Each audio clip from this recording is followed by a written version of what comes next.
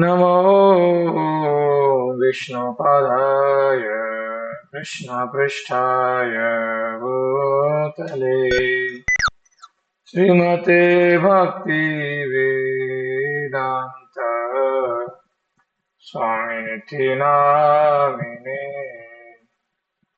नमस्ते सरस्वती देवी गौरवाणी प्रचारिणे निर्विशेष शून्यवाद।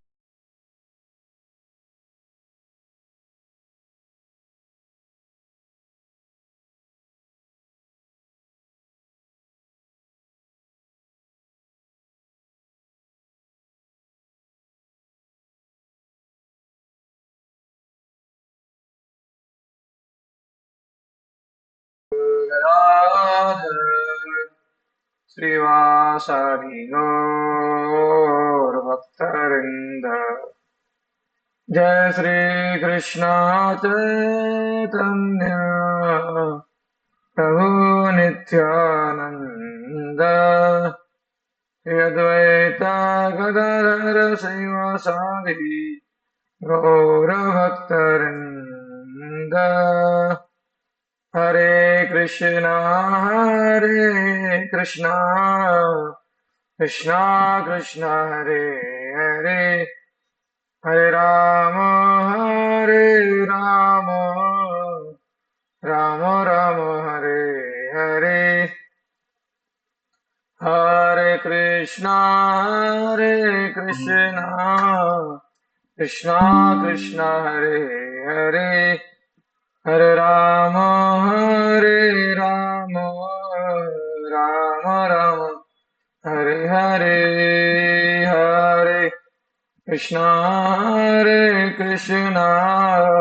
कृष्णा कृष्णा हरे हरे हरे राम राम राम हरे हरे हरे कृष्णा कृष्णा कृष्णा हरे हरे हरे राम राम राम हरे हरे हरे कृष्णा कृष्णा कृष्णा हरे हरे हरे राम राम राम हरे हरे हरे कृष्णा कृष्णा कृष्णा हरे हरे हरे राम राम हरे हरे हरे कृष्णा कृष्णा कृष्णा हरे हरे हरे राम राम राम हरे हरे हरे कृष्णा कृष्णा हरे हरे हरे राम राम हरे हरे हरे कृष्णा कृष्णा हरे हरे हरे राम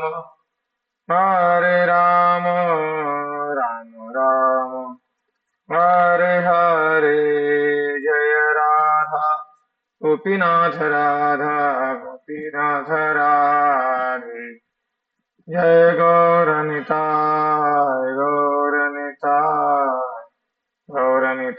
जय गौरनिताय जय जय प्रभुपाद जय जय प्रभुपाद निताय गौर हरि बोल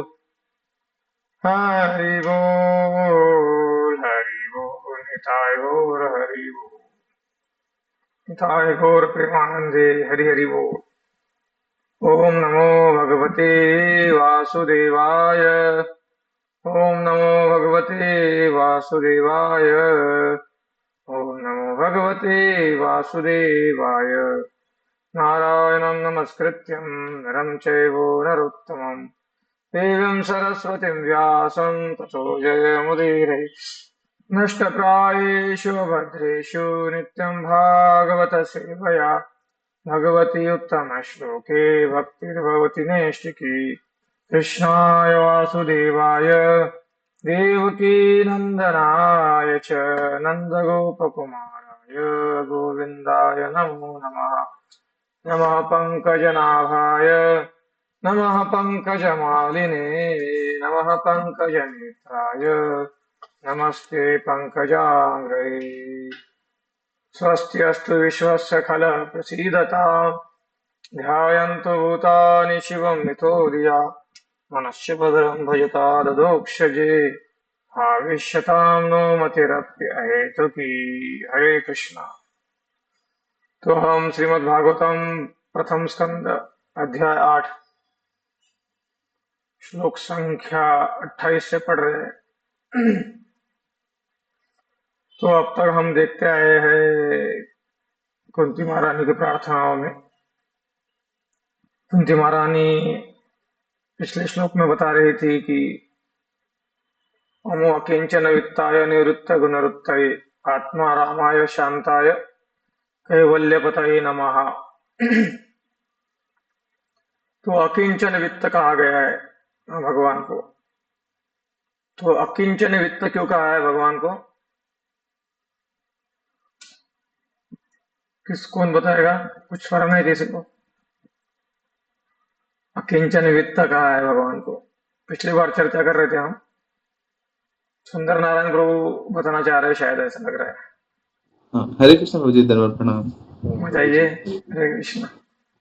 प्रभु जी, अकिंचन वित्ताय का ऐसे शाब्दिक अर्थ तो ये हुआ प्रभु जी कि मतलब कि जो अकिंचन है प्रभु जी, तो जो मतलब कि जिनका जो ये मानता है कि उनका अपना कुछ है ही नहीं, तो वो अकिंचन हो गया। और अकिंचन जो कि ये मान रहा है कि मेरा अपना कुछ है ही नहीं, लेकिन वो भी मानता है कि मेरा एक और एक ही चीज है, और वो मेरा वित्त है या वो मेरा है, वो है भगवान। भगवान ही मेरा एक धन है, संपत्ति है, सब कुछ है, और उनके अलावा कुछ भी मेरा अपना नहीं है। तो ऐसा टाइप है प्रभु जी। हरे हाँ, कृष्ण। हरि बोल। तो सरल भाषा में समझा दिया सुंदर नारायण प्रभु ने।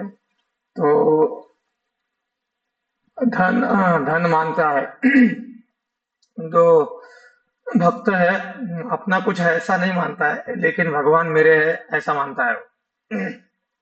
मैं भगवान का हूँ, भगवान मेरे है। तो ये संबंध आध्यात्मिक है और इसीलिए उनका एकमात्र प्रॉपर्टी भगवान हो जाते हैं। और भी हमने कहा था कि भगवान का भी एकमात्र प्रॉपर्टी भक्त है। तो अकिंचन वित्त है, ये बताया था हमने कि वित्त है, अकिंचन लोक, ये प्रॉपर्टी है किसकी? भगवान की। तो अकिंचन भक्त ही प्रॉपर्टी है किसकी? भगवान की। बाकी भगवान बाकी चीजों को होते हुए इतना महत्व नहीं देते। जैसे द्वारका में कृष्ण भगवान रह रहे थे, तो एक मिनट है, थोड़ा जल लेता हूं।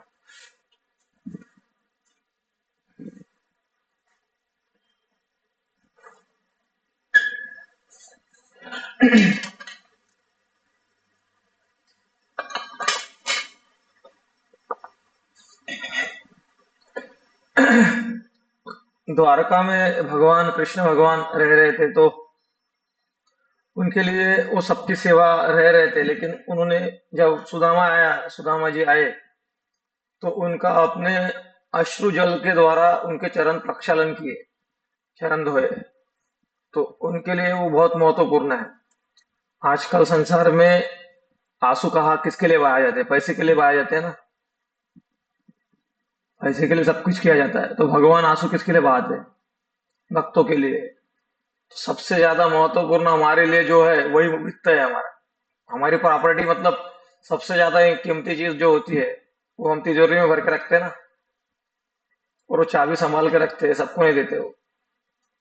तो सबसे महत्वपूर्ण है, इसीलिए वो प्रॉपर्टी है। तो भगवान के लिए सबसे महत्वपूर्ण क्या है? भक्त है। तो भक्त सबसे महत्वपूर्ण है, इसलिए भगवान की प्रॉपर्टी हो गए भक्त। इस प्रकार से हम बता रहे थे। नमो अकिंचन वित्ताय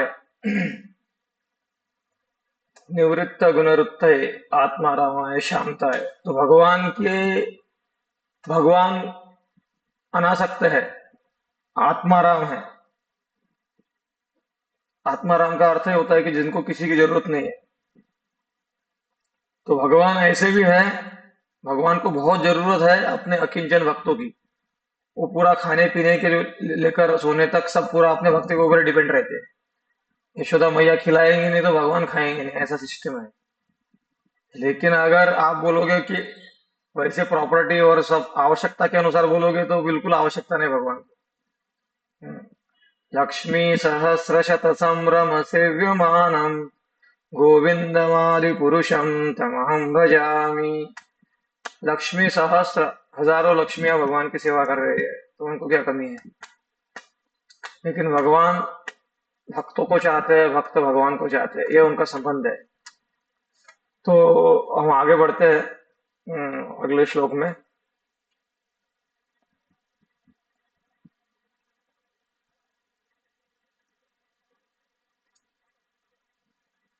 इस श्लोक में थे हम। मन्ये त्वां कालमीशानम् अनादिनिधनं विभुम् समं चरत्र सर्वत्र भूतानां यन्मिथः कली। तात्पर्य हमने शायद पूरा ले लिया था कि पिछला वाला, या नहीं ले लिया था यार।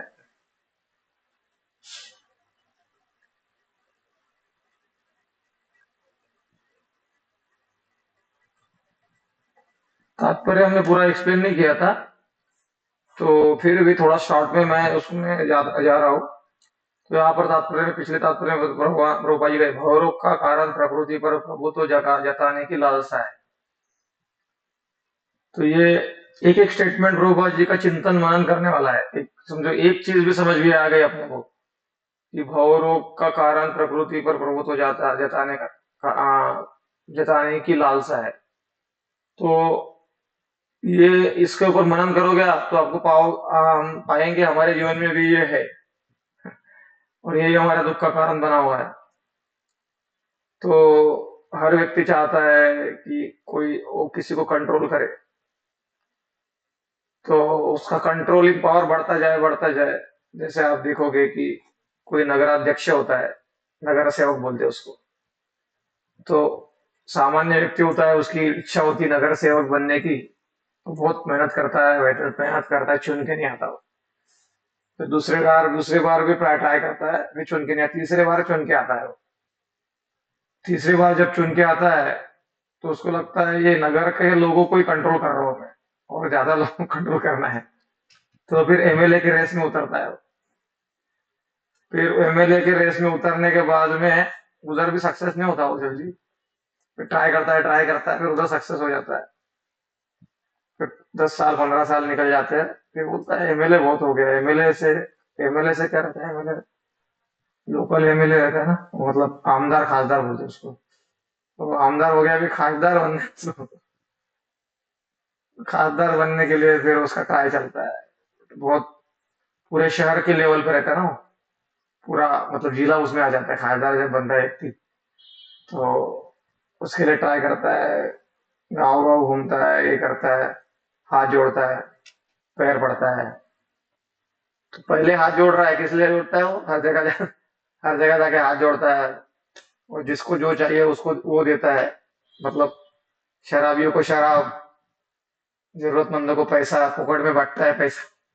उद्देश्य क्या है कि आगे चल के, अभी वो सेवा कर रहा है, उद्देश्य क्या है, आगे चल के उसको कंट्रोल करना है। तो इस प्रकार से फिर वो आगे चल के मंत्री बनता है, खासदार बनता है, फिर मंत्री बनता है। मंत्री बनने से भी संतुष्टि नहीं है, फिर प्रधानमंत्री बनता है, और प्रधानमंत्री बनने के बाद में भी संतुष्टि नहीं है। क्योंकि उधर भी कंपटीशन है। तो ये कंट्रोल करने का स्वभाव है। मतलब ये मैं ये नहीं बोल रहा हूँ कि कोई नेता बने, प्रधानमंत्री बने तो गलत है, मैं ये नहीं बोल रहा हूँ। मैं ये बोल रहा हूँ कि भाव किसी का भी, कोई अगर लीडर बनता है तो कितने लोगों का भाव ऐसा होता है कि मुझे सेवा करना है। वो भाषण दे देंगे भले ही लेकिन कितने लोगों का भाव ऐसा होता है, गिने चुने लोग रहते हैं, ज्यादा नहीं रहते, ऐसा भी नहीं है बिल्कुल। ज्यादातर क्या स्वभाव रहता है, कंट्रोल। और ये कंट्रोल जो है ये हमसे पाप कराता है। गौरव का कारण है प्रकृति पर प्रभुत्व जताने की लालसा है। ये तात्पर्य प्रभुपाद ने बोला है। तो यह लालसा प्रकृति के तीन गुणों के अंतःक्रिया के फलस्वरूप है, और न तो भगवान न ही भक्तगण ऐसे मिथ्या भोग के प्रति आसक्त होते हैं। अतएव भगवान तथा भक्त निवृत्त गुण वृत्ति वाले होते हैं। तो निवृत्त गुण वृत्ति तो परमेश्वर है, जो प्रकृति के तीनों द्वारा आकृष्ट नहीं होते, लेकिन जीवों में ऐसी प्रवृत्ति पाई जाती है। इनमें से कुछ भौतिक प्रकृति के मोहाकर्ष में फंस जाते हैं, क्योंकि भगवान भक्तों की संपत्ति और भक्तजन उसी तरह भगवान की संपत्ति। ये पॉइंट मैंने ऑलरेडी एक्सप्लेन कर दिया। भक्तों का कुछ नहीं है और भगवान का भी कुछ नहीं है। भगवान अपना कुछ नहीं मानते भक्तों के सिवा, और भक्त अपना कुछ नहीं मानते भगवान के सिवा। अतएव भक्तगण भी निश्चित रूप से प्रकृति के गुणों से परे होते हैं। एक सीधा सा निष्कर्ष है, ऐसे अनन्य भक्त उन मिश्रित भक्तों से भिन्न है। दुख दरिद्रता को दूर करने के लिए या उत्सुकता तथा तर्क के कारण भगवान के पास आते हैं।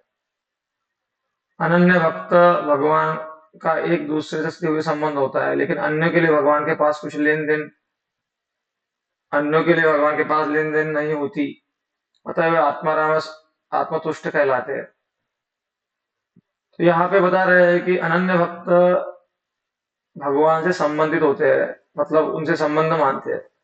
मेरे पिता है, मेरे पति है, मेरा बेटा है, मेरा दोस्त है, ऐसा वो अनन्य भक्त। अभी हम दास भाव में ही सेवा करें, ज्यादा एडवांस ना समझे अपने आप को कि मेरे तो भगवान पति है, मेरा तो बेटा है।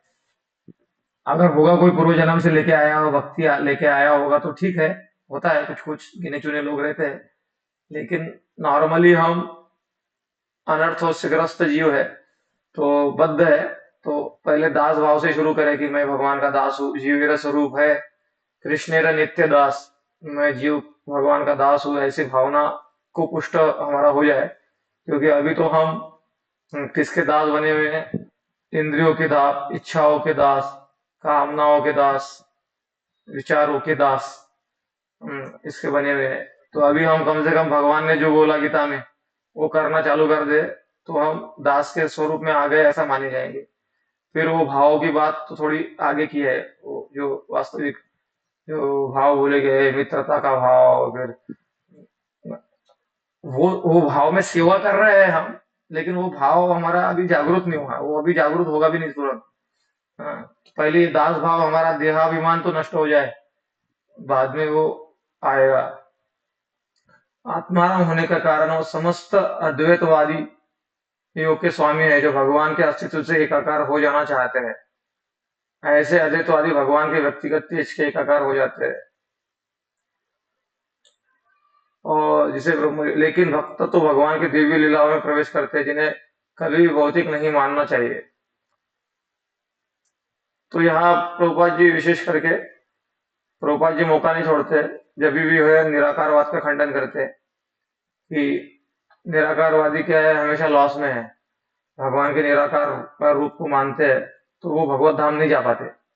ये अन्य अरविंदाक्ष विमुक्त मानिना त्वयस्थभावाद विशुद्ध बुद्धया आरुह्य कृच्छेन परम पदम तत पतन्ति अध अनाजिषजुष्मदंघ्रया।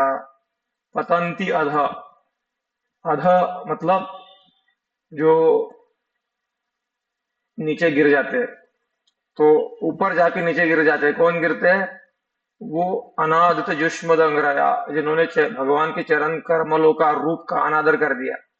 भगवान तो निराकार है, निराकार है ऐसा बोल बोल के जो ब्रह्म ज्योति में विलीन हो जाते हैं, और वहां पर जीव जो है आनंद ढूंढ रहा है, वहां आनंद नहीं मिलता, शांति मिलती है। तो जैसे अभी आपके घर में बहुत झगड़ा वगैरह हो रहा है, तो आपकी इच्छा क्या होगी? शांति। तो शांति हो गया तो आपने शांति बोला और शांति हो गई। अभी एक हफ्ता हो गया शांति है, 2 हफ्ता हो गया शांति है, साल भर शांति है, तो आप बोरने हो जाओगे क्या? शा- तो शांति वो ऐसा है, वो शांति एक लेवल है, न्यूट्रल लेवल है वो। शांति के आगे आनंद होता है। तो जब निराकार के रूप में विलीन हो जाता है व्यक्ति, तो शांति का भाव उसको प्राप्त होता है, तो कुछ समय के लिए रहता है, तो बाद में आनंद ढूंढता है वो, तो फिर से वापस आ जाता है।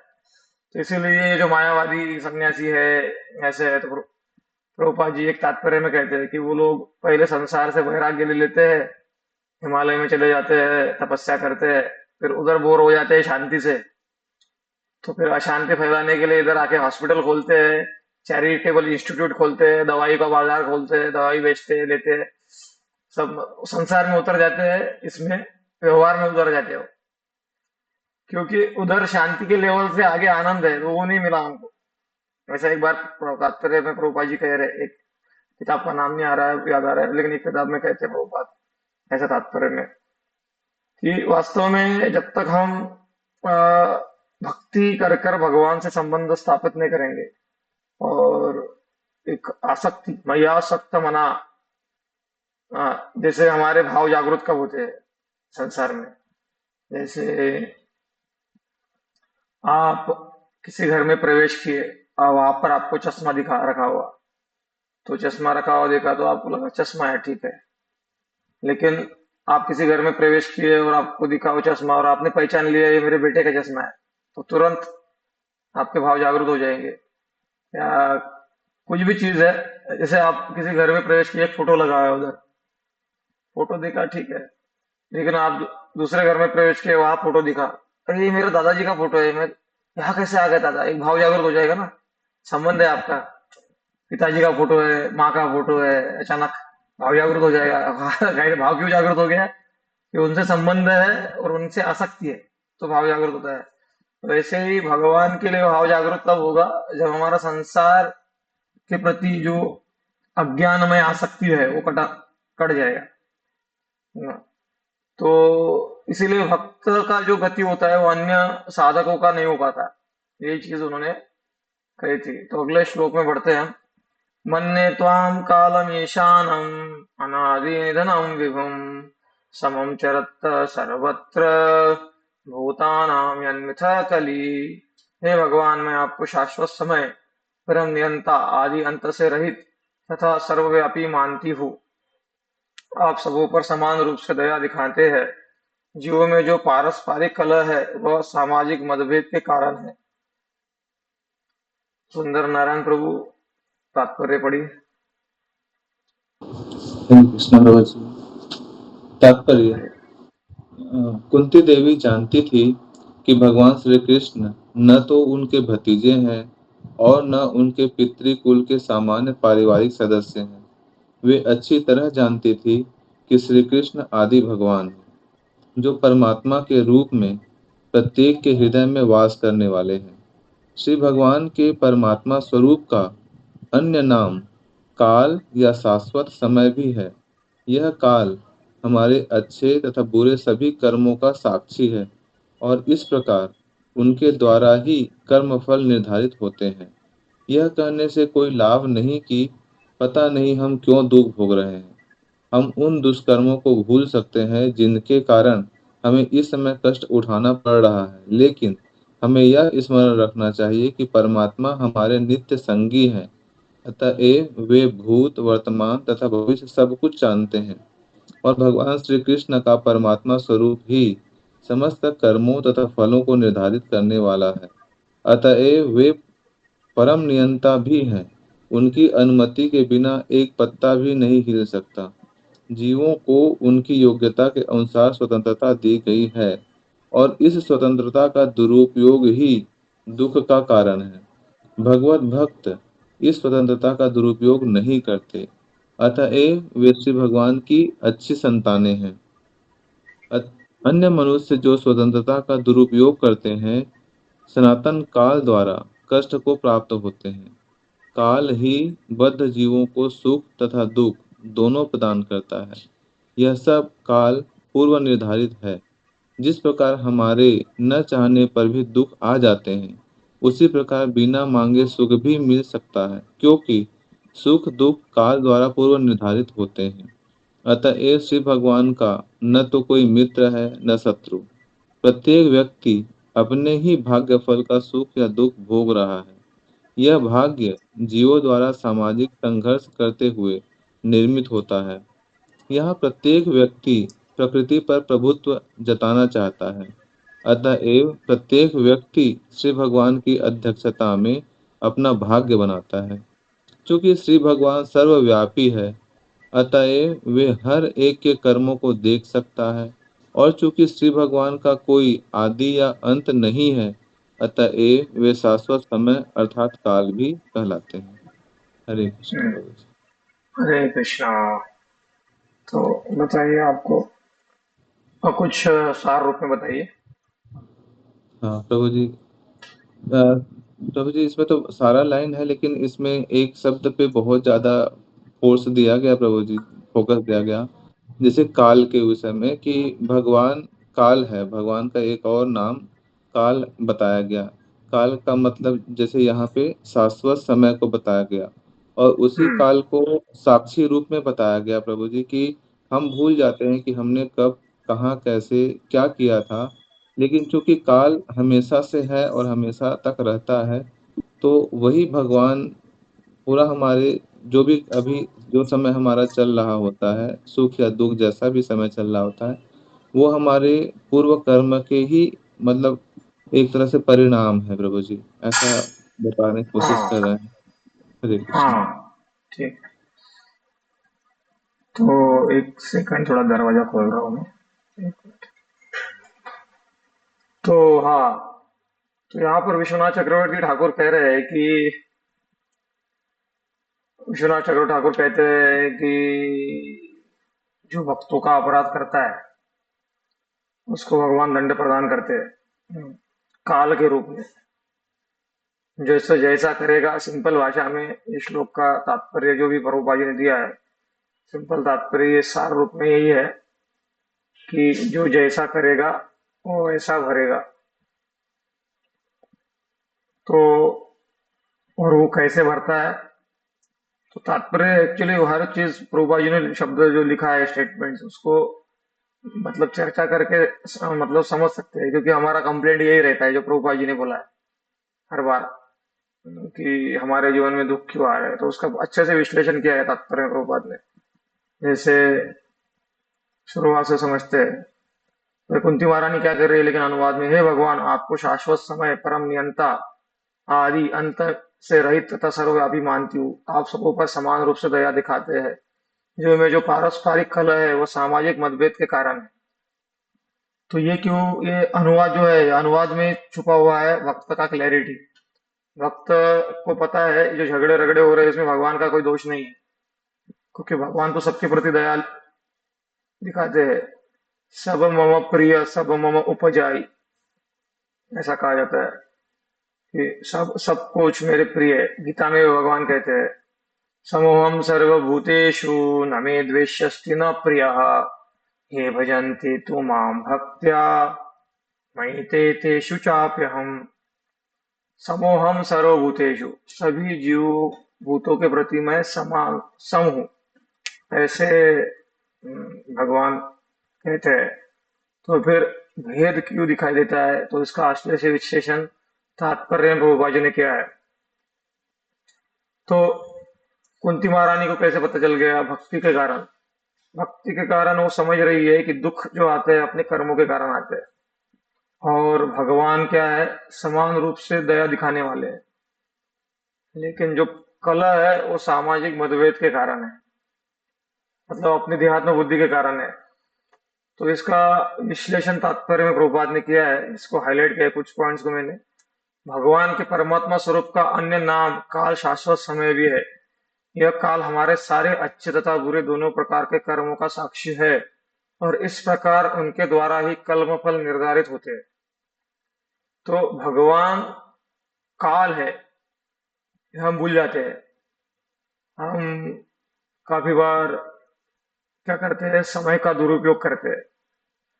तो we are when we use misuse time, जब हम समय को गलत उपयोग करते हैं तो हम कृष्ण का अपराध कर रहे हैं एक्चुअल में वास्तविक। ये काल कौन है, समय कौन है, भगवान है। तो समय को हम जैसे इंग्लिश में कहा होता है time pass, we can't do time pass, time is passing अस।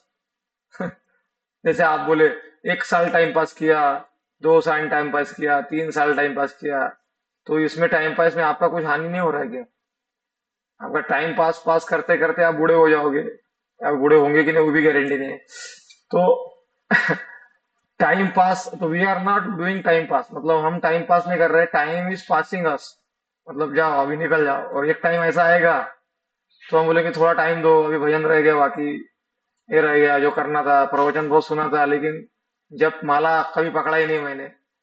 प्रवचन में सोच रहा था कि पहले ये प्रोजेक्ट कर ले, ये कर लो, वो कर ले, बहुत सारा सोच के रखा था मैंने। वो चक्कर में पता नहीं था मरने का टाइम आ जाएगा।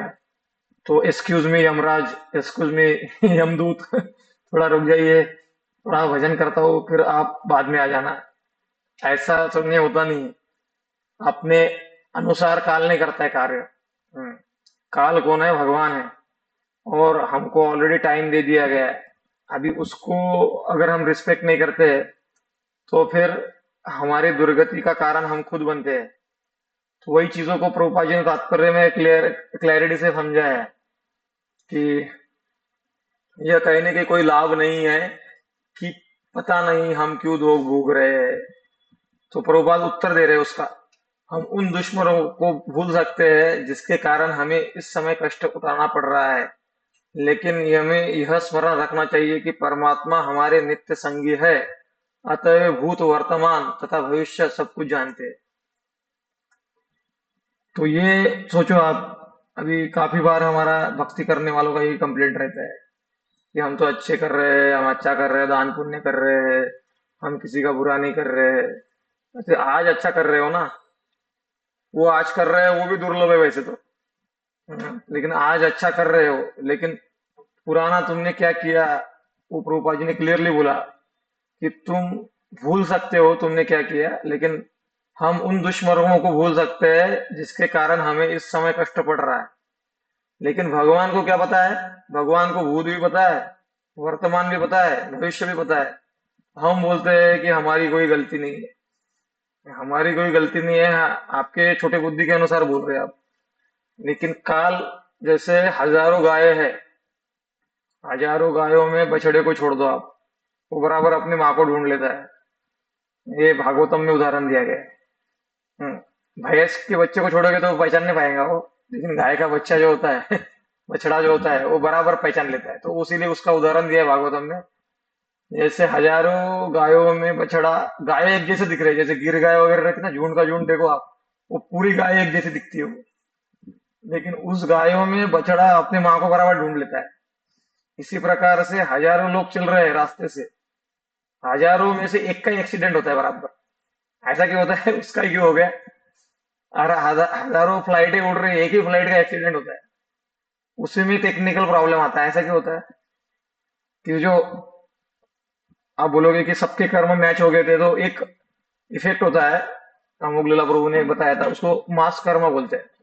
जैसे कभी परिवार होता है, पूरा परिवार ही सुसाइड कर लेता है, ऐसा भी देखा गया है ना, या पूरा परिवार। तो ऐसा क्यों होता है कि सबके कर्म मिलते जुलते रहते हैं, मिलते जुलते जो रहते हैं ना, जिसके कर्म वो बराबर प्रकृति के द्वारा इकट्ठा आते हैं। जैसे हमारे कर्म है कि हमने बहुत पाप किया है, दूसरों को कष्ट दिया है, तकलीफ दिया है पूर्व जन्म में। तो ये जन्म में हम अच्छे हैं, हमारा बेटा दुष्ट निकलता है और वो हमको बहुत टॉर्चर करता है। तो हम बोलते हैं कि हम अच्छे हैं, बेटे को अच्छा खिलाया पिलाया, लेकिन ये एक नंबर का नालायक निकला। हमने क्या किया? हमने किसी को कुछ नहीं बिगाड़ा, फिर भी हमारा ऐसा हो रहा है, वैसा हो रहा है। हम बोलते रहते हैं, लेकिन वो बराबर वो सेटिंग करके वैसा ही बेटा आपको मिला है, वैसा वो पति मिला है, वो सेटिंग करके आया है। लेकिन ये जो मिला अपने को, ये केवल भोगने के लिए मनुष्य जीवन नहीं है। हाँ, जो मनुष्य जीवन इसके लिए नहीं मिला कि जो मिला वो अभी हो गया, अभी ऐसे ही रहो, ऐसा नहीं। जैसे प्रभुपाद जी ने वही चीज, आगे बढ़ते हैं मैं एक्सप्लेन करता हूँ उसको। तो वही चीज बता रहे हैं प्रभुपाद जी कि हम उन दुष्कर्मों को भूल सकते हैं जिसके कारण हमें इस समय कष्ट उठाना पड़ रहा है, लेकिन हम ये स्मरण रखना चाहिए कि परमात्मा हमारे सारे नित्य संगी है। परमात्मा हमारे नित्य संगी है, अतः वो भूत वर्तमान भविष्य सब कुछ जानते हैं। इसके संदर्भ में एक स्टोरी बताई जाती है, उसका रेफरेंस मुझे पता नहीं है, बट एक स्टोरी है, थोड़ा लॉजिकल लगती है थोड़ी। तो जैसे एक व्यक्ति था, वो जो सोनार था, सोनार, सोनार जो था, वो बहुत दो नंबर का काम करता था। लोगों का लोगों को कुछ तो कम कैरेट वाला सोना बेचता था वो, कम कैरेट वाला या फिर डुप्लीकेट सोना, ऐसा कुछ करता था, घोटाला करता था बहुत। तो उसके उसके यहाँ सिक्योरिटी गार्ड भी थे दो, गवर्नमेंट के, क्योंकि सोने का बिजनेस है तो बहुत पैसा जमा कर लेता उसमें उसमें कर्जे में, मतलब लोगों को कर्जा देता था, सोना हड़प लेता था लोगों का, तो बहुत सारा जमा हो गया था उसके पास। जो जो सिक्योरिटी गार्ड था, गार्ड थे दो, वो लोगों ने प्लान बनाया, और वो लोगों ने प्लान बना के ये जो मालिक था इसको खत्म कर दिया, मार दिया रात में, रात का टाइम था। और फिर ये बक्से में पूरा जेवर वगैरह सब भर के निकलने वाले थे, तो पड़ोस का आदमी जो था रात में उसको बाथरूम लग गई। तो बात, पुराने जमाने में तो ऐसा था कि टॉयलेट बाथरूम के लिए बाहर जाया करते थे, तो ये बाहर गया बाथरूम के लिए, तो उसने बाथरूम करके आ रहा था तो इन दोनों को देखा। तो उसको समझ में आया कुछ तो गड़बड़ हो रहा है। तो उसने पूछा क्या कर रहे हो रात भर, रात में तुम ऐसा वैसा। तो वो लोगों को लगा इसको समझ में आ गया हमने क्या किया। बोला तुम चुप रहो, ज्यादा आवाज मत करो, हमने जो भी माल हड़प किया है उसका शेयर, उसमें से शेयर तुमको दे देंगे, क्योंकि वो मालक को खत्म कर दिया था उसने। बोले मैं ईमानदारी से चलने वाला आदमी हूँ, मैं ये सब नहीं करता हूँ, मैं तुम्हारा पोल खोल दूंगा, लोगों को बता दूंगा ऐसा वैसा। बोले, तो ऐसा जब मान नहीं रहा था वो, तो उन्होंने उल्टा काम कर दिया। उन्होंने क्या किया, वो उन्होंने चिल्लाना चालू कर दिया सिक्योरिटी गार्ड ने, पकड़ो पकड़ो चोर चोर। मालिक तो बता दिया उन्होंने, इसने मालिक को मारा है, और मार के फिर ये सब लेके जा रहा था, हमने इसको पकड़ा, पूरा आरोप उसके ऊपर डाल दिया। तो कोर्ट में गया तो कोर्ट के साक्षी तो सिक्योरिटी गार्ड ही बोल रहे, तो फिर कौन क्या है। सिक्योरिटी गार्ड ही बता रहे हैं सब, साक्षीदार भी बोल रहे हैं, ये गरीब था तो पैसे के चक्कर में किया होगा इसने करके, इसको डाल दिया। कोर्ट में चल रहा है केस, कोर्ट में सुनवाई हुई, उसको सजा हो गई, 14 उम्र कैद। उम्र कैद ज्यादा ही हो गया शायद। तो वो जज को रो रो के बता रहा है कि मैंने कुछ गुनाह नहीं किया, मैंने कुछ गुनाह नहीं किया। तो जज थोड़ा सा सात्विक प्रवृत्ति वाला था, तो उसको लगा ये इतना क्यों बोल रहा है, ये गुनाह नहीं किया है, बताया उसने, लेकिन वो सुनने के लिए कोई तैयार नहीं। तो जज ने एक प्लानिंग किया बाद में, कि जज में एक प्लानिंग ऐसा किया कि एक मृत्यु की केस थी, उसके फिनेरल बोलते हैं ना उसको, जलाने के लिए, कहते हैं ना स्मशान में, स्मशान में जाना पड़ता है। तो कोई मर गया था तो उसको जलाने के लिए दो चार लोग, पांच लोग तो जाते ही है, तो दो सिक्योरिटी गार्ड उनको भेज दिया, और जिसको सजा होने वाली थी वो भी जेल में ही था। उसने भी लगभग 8-10 साल, 8 साल निकाल लिए जेल में। वो प्रयास करते रहा छूटने का, लेकिन छूटने के लिए बहुत लंबा सजा हो गया था उसको। तो जब वो गया उसके पास वहां पर, तो वो केस जलाने के लिए, तो वो सैनिक थे, तो उसने क्या किया था, वो जो जो मुजरिम, मतलब जिसके जिसको लगता था कि ये निर्दोष है, उसके यहाँ पर उसने video video camera, video recording के लिए यहाँ लगा दिया था। और वो सैनिक बैठे हुए थे, उसको बोलते कि हमने तुमको ऑफर दिया था, देखा तुमने सुना नहीं उस टाइम, और हम तुमको ऑफर दिया था, तुम बात मान लेते तो ये तुमको भोगना नहीं पड़ता, अभी कैसे भोग रहे हो देखो। हंस रहे थे उसके ऊपर। वो सारा रिकॉर्ड हो रहा था उधर, और उधर वो जज सुन रहा था, वो पूरा रिकॉर्ड हो गया। बाद में फिर केस क्लियर हुआ, फिर उसको छोड़ दिया गया, सब वो ऐसा हुआ। लेकिन जब छोड़ा गया तो वो रो रो के बोल रहा था कि भगवान ऐसे निर्दयी क्यों है, मैंने कुछ गुनाह नहीं किया, मैंने कुछ गुनाह नहीं किया, फिर भी मेरे साथ ऐसा हुआ, ऐसे कैसे भगवान ने किया मेरे साथ। तो जज धार्मिक प्रवृत्ति था, सब सिद्धांत जानता था। तो उसने कहा अभी तुमने कुछ नहीं किया, लेकिन तुम अपने अंदर झांक के देखो कि क्या तुमने कुछ इस जीवन में कुछ गड़बड़ किया है। तो फिर उसको याद आया क्या गड़बड़ किया था। तो जो वो अभी वो उम्र हो गया था 50-60 साल का, लेकिन वो जो 20 साल का था, उसने एक व्यक्ति का मर्डर कर दिया था। एक एक महिला का उसने मर्डर कर दिया था और गाड़ दिया था, और किसी को पता भी नहीं चला कि इसी ने मर्डर किया था, किसी को पता नहीं चला था वो। लेकिन 40 साल बाद ऐसी केस हुई, दूसरे केस में फंस गया वो, और यहाँ पे वो बिल्कुल निर्दोष था। तो ये इसी प्रकार से, ये तो इसी जीवन का है, तो पिछले जन्म का भी रहता है, ये रहता है, तो क्या हम भगवान को दोष देंगे। तो तरीका ये है कि अपने अपनी गलती स्वीकार कर भक्ति मार्ग में दृढ़ता से लग जाए। तो भगवान कहते हैं ना, सर्वधर्मान् परित्यज्य मामेकं शरणं व्रज, अहम त्वाम सर्व पापेभ्यो मोक्षयिष्यामि मा शुच। तो भगवान क्या करते हैं, फिर टोकन पनिशमेंट देते हैं अपने को, ये जो भी है थोड़ा सा तो झेलना ही पड़ेगा तुमको, क्योंकि इतना बड़ा महात्मा नहीं है कि सब छू मंत्र जादू हो जाएगा, बड़े बड़े महात्मा को भी भोगना पड़ता है। तो हम तो कुछ है ही नहीं उसके सामने। तो हम इस दुखालय में आए और हम सोचे सब जादू हो जाए भक्ति के द्वारा, मेरा हाथ भी दर्द ना करे, मेरा सर भी दर्द ना करे, थोड़ा थोड़ा थोड़ा सा जुकाम भी ना हो। तो ये थोड़ा ज्यादा ही अपेक्षा हो गया हमारा। तो शरीर व्याधि मंदिर, जैसे एक राधा गोपीत का नाथ का मंदिर है, तो आंखों में विराजमान करते हैं, राधा गोपीनाथ विराजित विराजित है। तो शरीर को भी मंदिर बोला है, शरीर व्याधि मंदिर। तो शरीर अगर मंदिर है तो उसके अंदर एक देवता विराजमान है, उसका नाम है व्याधि, और वो समय समय पे प्रकट होते रहता है ये व्याधि, वो व्याधि, ये बीमारी, वो बीमारी। तो भक्त लोग जानते हैं इस चीज को, इसलिए वो कभी भी भगवान को दोषारोपण नहीं करते, अंडरस्टैंडिंग उनका होता है। क्योंकि भगवान कृष्ण का परमात्मा स्वरूप ये सारे कर्मों तथा फलों का निर्धारित करने वाले हैं, अतः वह परम नियंता भी है, उनकी मर्जी के बिना एक पत्ता भी नहीं हिल सकती, उनकी मर्जी के बिना एक पत्ती भी नहीं हिल सकती। जीवों को उनकी योग्यता के अनुसार स्वतंत्रता दी गई है। इस स्वतंत्रता के दुरुपयोग के कारण ही दुख भोगना होता है। तो ये पॉइंट हमेशा याद रखना चाहिए कि हमारे दुखों का कारण क्या है। जब हमको भगवान ने स्वतंत्रता दिया है, मनुष्य जीवन दिया है, पशु को कोई स्वतंत्रता नहीं है, उसको मतलब कोई विवेक नहीं है, जागरूक नहीं है उसका विवेक, लेकिन मनुष्य जीवन में विवेक स्वाभाविक होता है।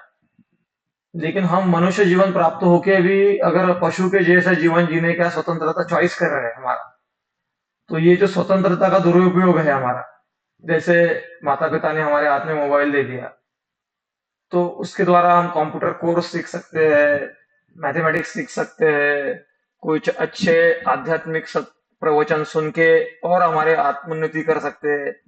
क्योंकि बेटा आजकल एडवांस टेक्नोलॉजी का जमाना है, तो मेरा बेटा पीछे रह जाएगा ऐसा सोच के उन्होंने मोबाइल दे दिया हाथ में। तो उसके द्वारा वो स्वतंत्रता का उपयोग करके और आगे बढ़ सकता है ना, वो सारा रिसर्च कर सकता है, आगे बढ़ सकता है। लेकिन वही मोबाइल उन्होंने कहा चलो यूट्यूब है, इधर जाओ उधर जाओ, ये देखो वो देखो, तो स्वतंत्रता का दुरुपयोग कर रहा है वो। हम ये नहीं बोल सकते कि हमारे हाथ में कुछ भी नहीं है, ऐसा नहीं होता है। हम दुरुपयोग करते हैं स्वतंत्रता का, फिर हम फंसते जाते हैं, फंसते जाते हैं, फंसते जाते हैं। फिर हम बोलते हैं, उसको बोलते हैं चेन स्मोकर बोलते हैं। जैसे कोई स्मोकिंग करता है ना, तो सिगरेट वगैरह फूकता है शुरुआत में, एक दो एक पहला फूकता है तो उसका उसका दम भर जाता है एकदम से, खांसने लगता है खा खा। फिर वो फिर भी फैशन के लिए पीते रहता है, तो उसका इतना आदत हो जाता है कि एक एक बार में एक दिन में वो 50 सिगरेट पी सकता है इतना उसका कैपेसिटी बढ़ जाता है। और फिर उसको छोड़ने के लिए ऑलमोस्ट असंभव हो जाता है वो। तो कारण कौन था, हम खुद ही थे। उस रास्ते पे चलना क्यों चालू किया। इसीलिए कहा जाता है निप डिसीज इन द बर्ड। तो बीमारी है उसका जो क्या बोलते, प्रॉब्लम जो है, बीमारी का सॉल्यूशन। जैसे कोई भी कैंसर वगैरह सारी बीमारियां रहती है, तो डॉक्टर लोग सलाह देते हैं कि जैसे पता चले आपको दवाई कर लो, फर्स्ट स्टेज में कैंसर क्यूरेबल है, cancer is curable in first stage. लेकिन आप कोई फर्क नहीं पड़ता, चलता रहता है, ऐसा बोलते रहेंगे। फोर्थ स्टेज में पहुंच गया तो डॉक्टर भी बोलेंगे कि अभी दुआ करो, दवा का टाइम खत्म हो गया है।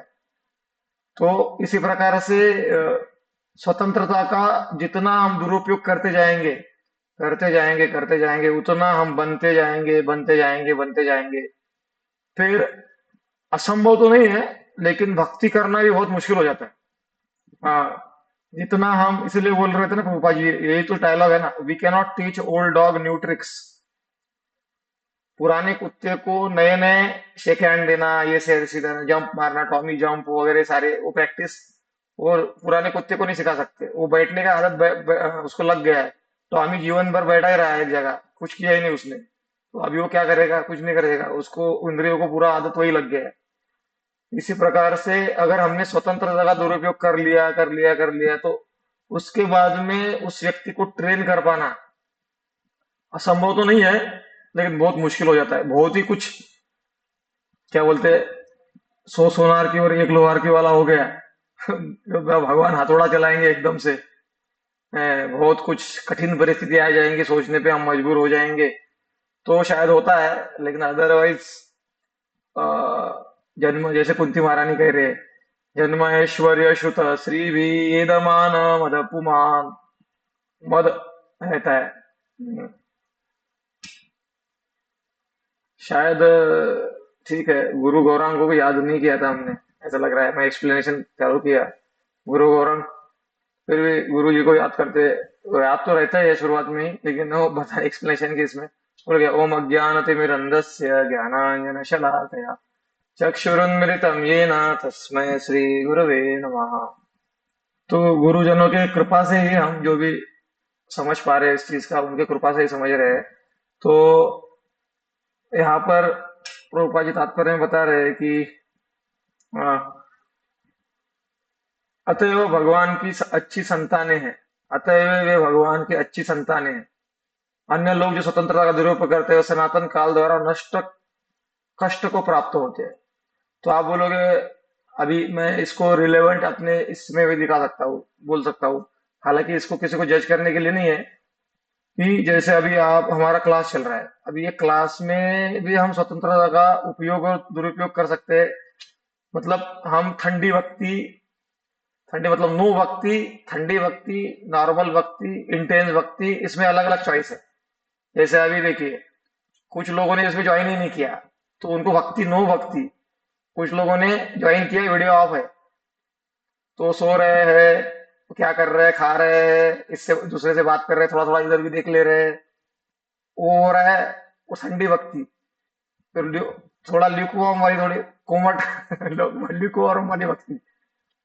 थोड़ा सुनने का प्रयास कर रहे हैं, फिर और भी थोड़ा सोच रहे हैं, वो ल्यूकवार्म वाली भक्ति। और और इसमें फिर वीडियो पूरा ऑन करके सुन रहे हैं, और थोड़ा गर्म वाली भक्ति। और उसमें भी अति गर्म वाली भक्ति कौन सी है, जो वीडियो देख ऑन रखे है, देख रहे हैं, नोट्स बना रहे हैं, एक अरे इम्पोर्टेंट पॉइंट है, ये तो बहुत इंपॉर्टेंट पॉइंट है, मुझे उसके बारे में सोचना है, ये तो मैं कर नहीं पाता हूँ।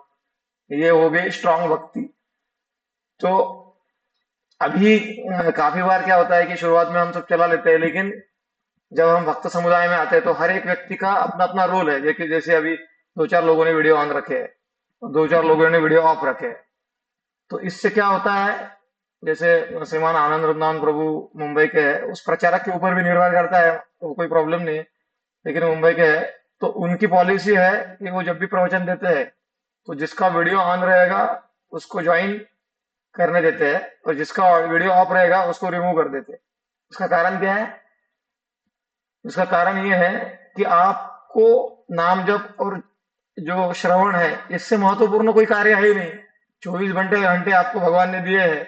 आप अगर बिजी है, तो आप नहीं ज्वाइन किए तो भी चलेगा, लेकिन आप उसका वैसा है, हम थोड़ा चला लेते हैं, वो प्रॉब्लम नहीं, अंडरस्टैंडिंग दे रहा हूँ। तो स्वतंत्रता का क्या हो रहा है कि स्वतंत्रता, तो इसमें क्या होता है, कारण क्या है, जैसे अभी चार लोगों ने वीडियो ऑन रखे और चार लोगों ने ऑफ रखे, तो जब मैं चार लोगों को कुछ नहीं बोलता, चल रहा है चल रहा है, तो बाकी जो चार लोगों ने ऑन रखा है वीडियो, उनको प्रेरणा मिलती है, क्योंकि हम ज्यादा निगेटिव प्रेरणा ज्यादा लेते हैं। पॉजिटिव कोई वीडियो ऑन रख रहा है, उससे प्रेरणा कभी नहीं लेंगे हम। जो ऑफ रखता है वीडियो हमेशा, उसको दिखता है, अरे वो तो रख लेता है, चलो मैं भी रख लेता हूँ और काम कर लेता हूँ। तो ऐसा, तो ये एक उदाहरण हो गया है स्वतंत्रता का दुरुपयोग का। तो इसमें कोई इमरजेंसी है, तो उसको भगवान संभालेंगे, लेकिन इमरजेंसी नहीं है, तो उसको कौन संभालेगा? क्योंकि उसकी इच्छा ही वैसी है कि हमको थोड़ी माया की मतलब इनको ऐसी भक्ति नहीं करना, थोड़ा पुण्य जागृत करना है। तो फिर इसमें क्या होता है, वो प्रसन्नता जो भक्ति की हानि है, वो नहीं आ पाती। ब्रह्मभूत प्रसन्नात्मा न शोचति न कांक्षति सम सर्वेषु भूतेषु मद्भक्ति लभते पराम। तो प्रसन्न क्यों नहीं हो पा रहे हम? क्योंकि हमारा 100% जा ही नहीं रहा है ना भक्ति में। तो 100% बोलेंगे प्रभु जी क्या, हम काम काम छोड़ दे, हमारा आगे घर में कुकिंग रहता है, फिर बच्चों को संभालना होता है, ये करना होता है, वो करना होता है, तो ये सब छोड़ दे क्या हम? नहीं तो 100% मतलब जितना आधा घंटा आप निकाल पा रहे हैं तो उसको आधा घंटे को आप 100% दे दो। आप 1 घंटा निकाल पा रहे हैं तो उसको 1 घंटे को 100% दे दो। बाकी टाइम करो आप पूरा मन लगा के अपना जो भी ड्यूटी करना है। आप मिलावट क्यों करते हो? संतों का जीवन तो पूरा भक्तिमय जीवन रहता है, पूरा नाम जप ये सब प्रचार प्रसार कथा इसमें चला जाता है। संसारी जीव ऐसा नहीं कर सकता। तो संसारी जीव को 24 घंटे भगवान ने दिए हैं, तो 2 घंटे 3 घंटे निकाल के एक्सक्लूसिव भक्ति में लगाना है। तो ये 100% हो गया आपका। तो वो देख के भगवान उधर फिर अपने को बैटरी चार्ज चार्ज रखेंगे। अभी उधर तो पूरा चित्त आसक्त होके हम पूरा काम करना है, ये करना है, पूरा करते हैं, पूरा मतलब एब्जॉर्ब हो जाते हैं। और इधर जब आते हैं तो इधर आधा घंटा 1 घंटा जो दे रहे हैं उसमें भी ढिलाई बरतते हैं, उसमें भी थोड़ा करते हैं। तो शुरुआत में तो सब चल जाता है, लेकिन लॉन्ग रन में नहीं चल पाता, क्योंकि लॉन्ग रन में ऐसा रहेगा तो प्रगति नहीं हो पाएगी। शुरुआत में तो वो कुछ नहीं कर रहा तो कर रहा है कुछ, है ना? 0 से 1 पे गया, 1 पे 1 पे गया, फर्स्ट स्टैंडर्ड में गया, सेकंड स्टैंडर्ड में गया, थर्ड स्टैंडर्ड में गया, फोर्थ में गया, तो वो टीचर तो शाबाश ही बोलेंगे, शाबाश बेटा, ऐसा ही बोलेंगे। लेकिन 10वीं से पहले फर्स्ट स्टैंडर्ड में चला गया तो गड़बड़ है ना। तो इस प्रकार से ये स्वतंत्रता का हमको देखने लेना चाहिए कि हम किस प्रकार से स्वतंत्रता का उपयोग कर रहे हैं, दुरुपयोग कर रहे हैं। क्योंकि हम भगवान को हर चीज के लिए दोष नहीं दे सकते। भगवान फैसिलिटी, जैसे माता पिता अपने लिए फैसिलिटी करते हैं, क्रिएट करते हैं पढ़ाई के लिए, उसके बाद में हमारे जीवन में हम क्या बनते हैं ये अपने एंडेवर, अपने कितना हमने उसमें ये लगाया है उसके ऊपर निर्भर करता है। तो हम माता पिता को दोष नहीं दे सकते उस स्थिति में। क्योंकि कैसा रहता है कि भगवान अपने पुत्रों को प्रेम करते हैं, तो वो नहीं बोलते हैं कि प्रत्येक स्थिति में आप ऐसा मत करो, ऐसा मत करो। हर बार आके थोड़ी बोलेंगे। उन्होंने गीता दिया, भागवत दिया, संत दिया, संतों के माध्यम से आपको वो बता रहे हैं। वैसे माता पिता भी हाँ, हद तक वो बताते हैं। थोड़ा छोटा बच्चा रहता है तो बड़ा हो जाने के बाद में हर चीज में वो टोकता रहेगा क्या उनको? माता पिता हर चीज में नहीं टोकेंगे ना। उनको ज्ञान दे दिया, अंडरस्टैंडिंग दे दिया, सब दे दिया। अभी उस अंडरस्टैंडिंग का आप अपने जीवन में कैसे उपयोग करते हो, सही उपयोग करते हो, तो आपका फटाफट उन्नति होना चालू होगा। आप बोलेंगे कि देखते अगले जन्म में देखते हैं, तो अगला जन्म लग जाएगा फिर। तो आपकी स्वतंत्रता के उपयोग के ऊपर है। तो यहाँ तात्पर्य बोले, अतएव भगवान की अच्छानी सनातन काल द्वारा कष्ट को प्राप्त होते हैं। यह सब काल द्वारा पूर्व निर्धारित है। जिस प्रकार हमारे न चाहने पर भी दुख आते हैं, उसी प्रकार बिना मांगे सुख भी मिल सकता है। तो ये पॉइंट जितना भक्तों को समझ में आता है उतना वो सिंसियर होते जाता है।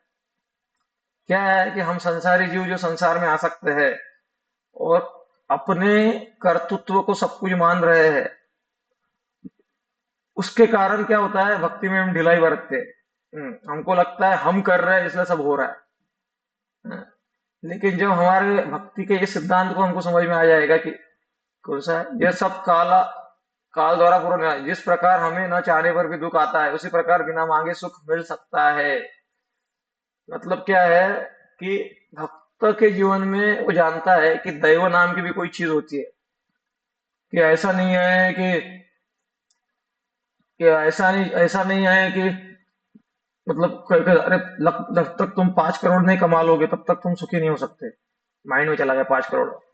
भक्त जानता है कि भगवान अगर चाहेंगे तो मैं इतने कमाई में भी सुखी रह सकता हूँ, और भगवान नहीं चाहेंगे 5 करोड़ कमाने के बाद में दुखी हो जाऊंगा, दुखी रहूंगा।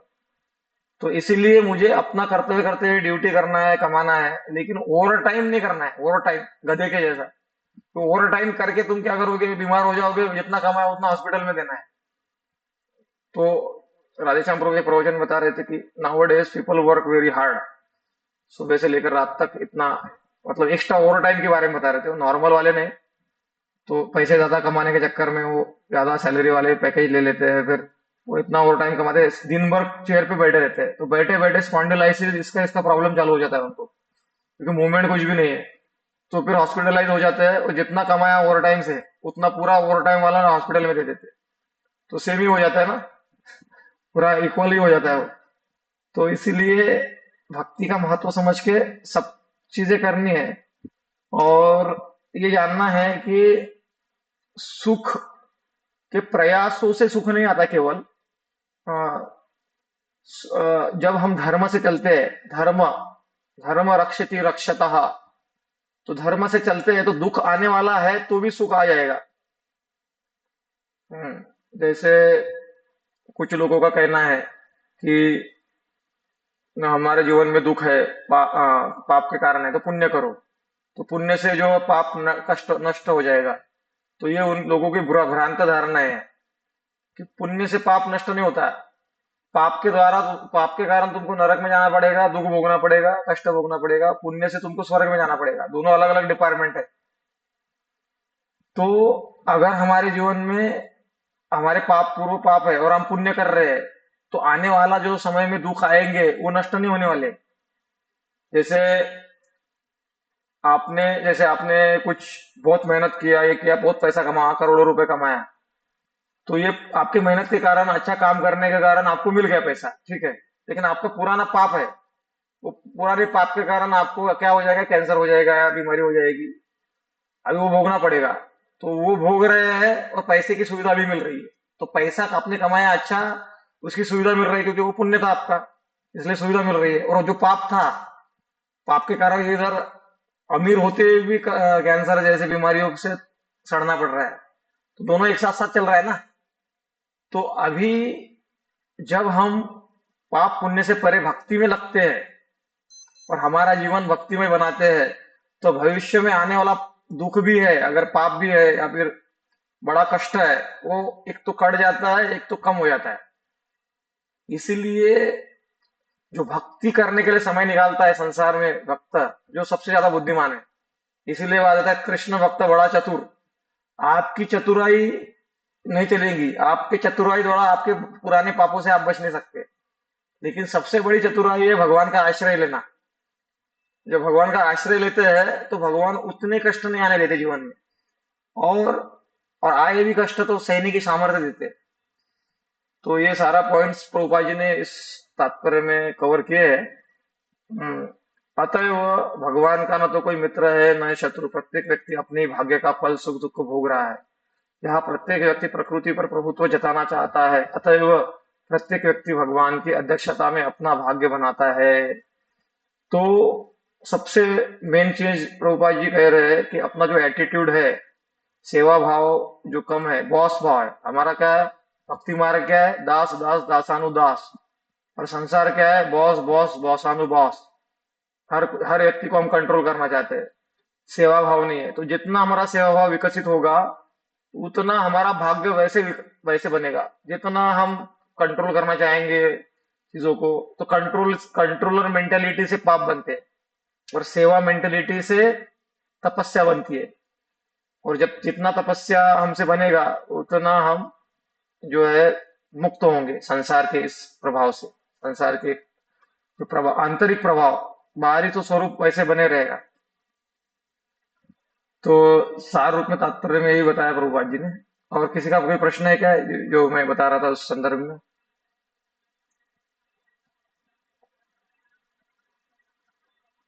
सब समझ में आ गया है आपको? कोई प्रश्न नहीं?